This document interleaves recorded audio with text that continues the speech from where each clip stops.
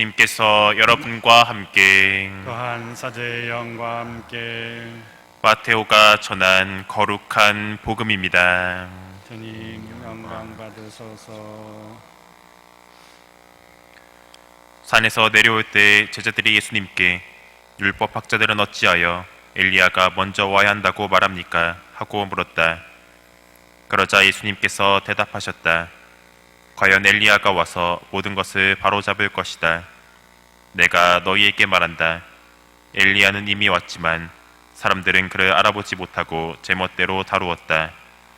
그처럼 사람의 아들도 그들에게 고난을 받을 것이다.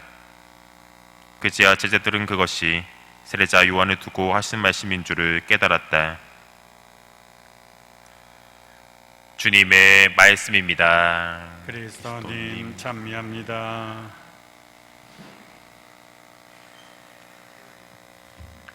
참 예수님,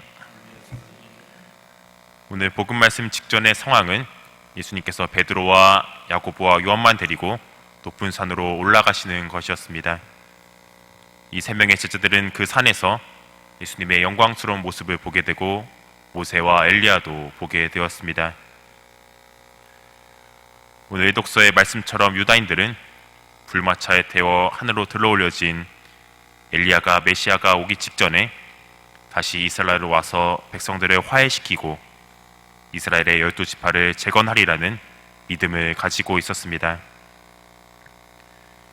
이렇듯 유다인들은 자기들을 로마의 압제에서 벗어나게 해줄 예언자 메시아를 간절히 바랬습니다. 처음에는 세례자 요한에게 그 기대를 걸었습니다. 하지만 허망하게 헤로데에 의해서 참수를 당합니다. 이제 그 기대는 예수님에게로 이동하게 되었습니다. 예수님의 권위 있는 말씀, 행적, 기적들은 그 기대를 충족하기에 충분했습니다. 하지만 그것도 잠시 서로 사랑해야 된다고, 십자가를 져야 한다고, 정작 자기들에게 중요한 로마의 압제에서 벗어나게 해줄 기미는 보이지 않았습니다. 점점 유다인들의 심기를 건드리고 불편하게 만든 예수님께서는 결국 십자가형을 받고 십자가 위에서 고통스럽게 돌아가십니다. 예수님을 믿고 있습니까? 라고 물어보면 천주교인이든 개신교인이든 보통은 믿습니다 라고 이야기합니다. 그러나 정말 말뿐만이 아니라 행동으로서도 예수님을 믿고 있습니까? 라고 하면 바로 대답하기가 쉽지는 않습니다. 그렇다면 왜 쉽지가 않은 것일까요?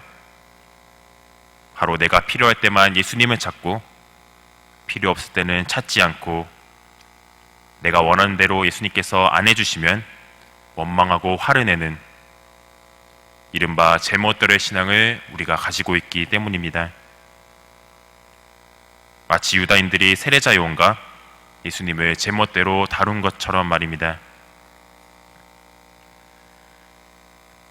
우리를 위해 고난을 받으신 예수님을 한 번 더 생각해 보셨으면 좋겠습니다. 고난 받으셔야 할 이유가 전혀 없으셨지만 그 당시 유다인들을 위해, 우리를 위해 모든 고난을 받으셨습니다.